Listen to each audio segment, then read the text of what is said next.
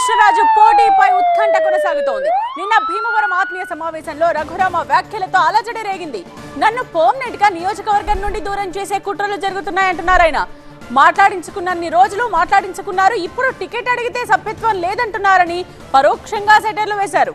రేపు చంద్రబాబును కలవనున్నారు Raghurama Krishnaraju. Narsapuram MP ticket కోసమే పట్టుబడుతున్నారు ఆయన. ఏలూరు, నర్సాపురం ఎంపీ సీట్ల పరస్పర మార్పిడికి టీడీపీ, బీజేపీ మధ్య చర్చలు జరుగుతున్నాయి. ఉండే టీడీపీ అభ్యర్థిగా తాను మారే అవకాశమే లేదంటున్నారు రామరాజు.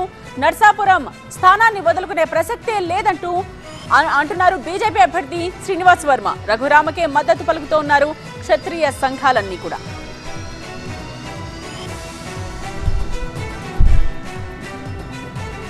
మా ప్రతినిధి రవి లైవ్ లో సిద్ధంగా ఉన్నారు ఇదే విషయానికి సంబంధించిన వివరాలతో. రవి, రఘురామ అంటున్నట్టు ఆత్మీయ సమావేశంలో ఆయన ఏవైతే మాట్లాడారో ఆ విషయాల మీద కూటమి నుంచి ఎటువంటి రెస్పాన్స్ వస్తుంది? టికెట్ విషయంలో క్లారిటీ ఎప్పుడు రావచ్చు అంటారు? అసలు ఉంటుందా, ఉండదా?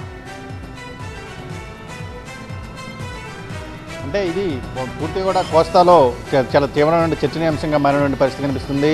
గత కొంతకాలంగా కూడా రఘురామకృష్ణరాజుకు టికెట్ వస్తుందా రాదా అనే ఈ విషయంపైనే అన్ని పార్టీల్లో కూడా అటు కూటమి పార్టీలు ఏవైతే ఉన్నాయో టీడీపీ, జనసేన, బీజేపీ మూడు పార్టీల్లో కూడా చాలా ఆసక్తికరమైన పరిణామంగా చెప్పుకోవచ్చు. ఎందుకంటే చివరి జాబితా కూడా విడుదలైంది. అన్ని పార్టీలకు సంబంధించిన అభ్యర్థులు కూడా ప్రకటించారు. అటు నర్సాపురం నుంచి బీజేపీ అభ్యర్థిగా శ్రీనివాస్ వర్మను ఆ పార్టీ జాతీయ నాయకత్వం ప్రకటించిన పరిస్థితి కనిపిస్తుంది. ఉండి నియోజకవర్గం నుంచి కూడా సిట్టింగ్ ఎమ్మెల్యే రామరాజుకే టీడీపీ కూడా టికెట్ ఇచ్చిన నేపథ్యంలో తనకు ఎలా న్యాయం చేయాలని చెప్పేసి రఘురామకృష్ణరాజు కూడా చాలా గట్టిగానే బలంగా కూడా డిమాండ్ చేస్తున్న పరిస్థితి కనిపిస్తుంది. ఏదైతే నర్సాపురం పార్లమెంటుకు సంబంధించి 7 అసెంబ్లీ నియోజకవర్గాలు ఉన్నాయో 7 అసెంబ్లీ నియోజకవర్గాలకు సంబంధించిన అభ్యర్థులను కూడా ఆయన అంతరంగికంగా కూడా అంటే ఇంటర్నల్గా కూడా కలుసుకొని మాట్లాడుతుండటం, మరోవైపున తన అనుచరులతోటి తరచుగా కూడా సమావేశాలు పెడుతుండటం కూడా చాలా ఆసక్తికర రాజకీయాలకు తెరలేపిందని చెప్పుకోవచ్చు.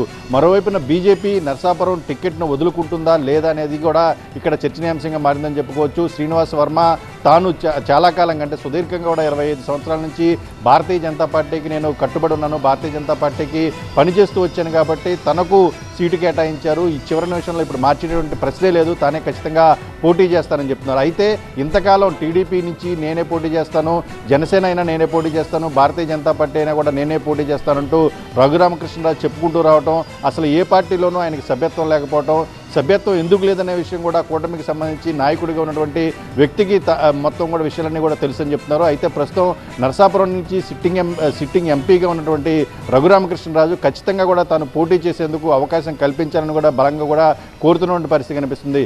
ఇప్పటికే టికెట్ల ప్రకటన తర్వాత 2 దఫాలుగా కూడా ఆయన అంతరంగిక సమావేశాలు నిర్వహించారు. తనకు సంబంధించిన అనుచరులతో కూడా బహిరంగంగా కూడా ప్రకటనలు చేయించడం ద్వారా ఆయా పార్టీలపైన ఒత్తిడి తీసుకొచ్చేందుకు కూడా పెద్ద ఎత్తున ప్రయత్నం చేసినటువంటి పరిస్థితి కనిపిస్తుంది. ఈ నేపథ్యంలోనే రేపు అంటే ఈరోజు సాయంత్రానికి పాలకొల్లు, నర్సాపురంలో చంద్రబాబు నాయుడు పర్యటన ఉంది. రేపు పెద్ద ఎత్తున కూడా మీటింగ్ అంటే కార్యకర్తలతోటి నాయకులతోటి కూడా చంద్రబాబు సమావేశం కాబోతున్నారు. ఈ నేపథ్యంలోనే రఘురామకృష్ణరాజు కూడా కలిసి చంద్రబాబు నాయుడు పైన ఒత్తిడి తీసుకొస్తారు, ఆయన టీడీపీలో చేరతారనే ప్రచారం కూడా జరుగుతుంది. మరికొద్దిసేపట్లో 11 గంటల ప్రాంతంలో రఘురామకృష్ణరాజు మీడియా సమావేశం కూడా నిర్వహించబోతున్నారు. ఆయన ఏ విధంగా మాట్లాడతారు, ఏ ప్రకటన చేస్తారనేది కూడా కీలకంగా మారిందని చెప్పుకోవచ్చు. Over to studio. Right Ravi. తనకు నరసాపురం ఎంపీ టికెట్ దక్కితే తనతో పాటు జనసేన ఎమ్మెల్యే అభ్యర్థి పులవర్తిని కూడా గెలిపించాలని కోరారు రఘురామ. నిన్నటి భీమవరం ఆత్మీయ సమావేశంలో అసలు రఘురామకృష్ణరాజు ఏమన్నారో ఒకసారి చూద్దాం.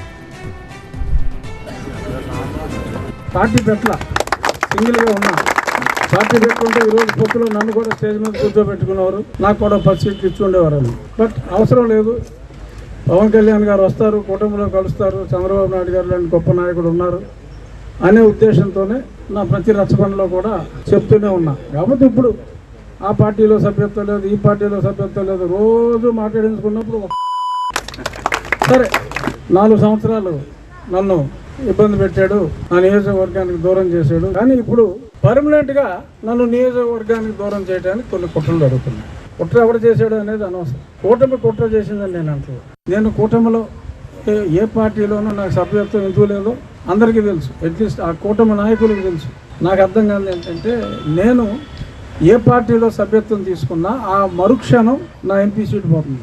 నేను ఏ కూటమి అయితే నెగ్గాలనుకుంటున్నానో, ఏ చంద్రబాబు నాయుడు గారు అయితే ముఖ్యమంత్రి కావాలని మనసా వాచా కర్మణ కోరుకున్నానో, ఇంకా కోరుకుంటున్నానో, వాళ్ళందరూ నాకు ఖచ్చితంగా న్యాయం చేస్తారు అనే విశ్వాసం ఉంది. ఒకవేళ నేను టికెట్ తెచ్చుకోగలిగితే ఈ పార్టీ వాళ్ళు నాకు సభ్యత్వం ఇవ్వగలిగితే దీంతో పాటు నన్ను కూడా అఖండంగా గెలుచుకుంటున్నారు. ఉండి ఎమ్మెల్యే అభ్యర్థిగా రఘురామ పోటీ చేస్తారన్న ప్రచారంపై టీడీపీ అభ్యర్థి రామరాజు స్పందించారు. ఆయన ఏమన్నారో ఇప్పుడు చూద్దాం. ఉండి నియోజకవర్గం అప్పుడే చంద్రబాబు నాయుడు గారు సిట్టింగ్లు అందరికీ ఇచ్చామని చెప్పి గతంలో అనౌన్స్ చేశారు 2 సంవత్సరాల క్రితం. తర్వాత అచ్చెన్నాయుడు గారు అనౌన్స్ చేశారు. తర్వాత ఫైనల్ గా ఫస్ట్ లిస్ట్ ఒకటి, సెకండ్ లిస్ట్ ఒకటి, థర్డ్ లిస్ట్ ఒకటి ఉమ్మడి కార్యాచరణలో భాగంగా సీట్లు అనౌన్స్ చేశారు.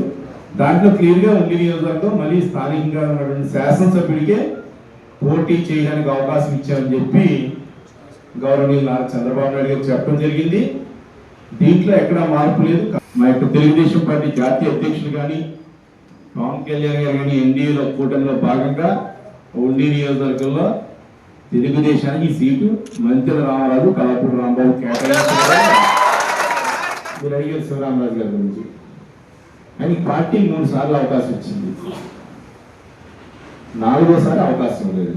సిట్టింగ్ స్థానంలో ఎవరికో ఇస్తున్నారని రఘురామకృష్ణరాజు గారు అంటున్నారు. అది నా పనిలో లేదు, నా నాయకత్వం నుంచి నాకు ఏ విధమైన ఆదేశాలు లేవు.